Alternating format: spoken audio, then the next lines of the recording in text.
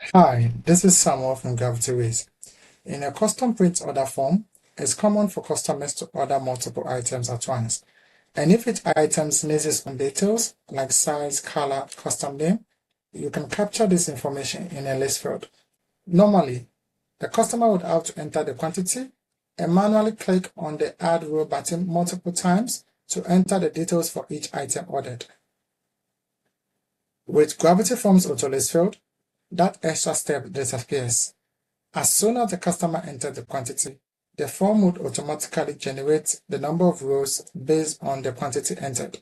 Now let's see how this works.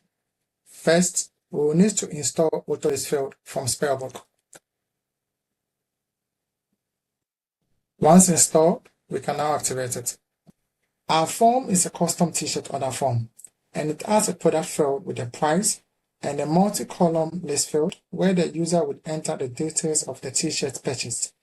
With Auto List Field activated, you should see the text tab in the list field settings. Enable Auto List Field and select the field you would want to map it to, which is the product field, and that should do it. When the user enters the quantity, the number of rows are automatically generated based on the quantity entered. If they update the quantity, the rows would update accordingly. No extra clicks, no manual row addition. On submission, every item listed in the list field is captured cleanly with the number of rows matching the quantity of items. Gravity Forms Auto List field lets the customer's input drive the form experience.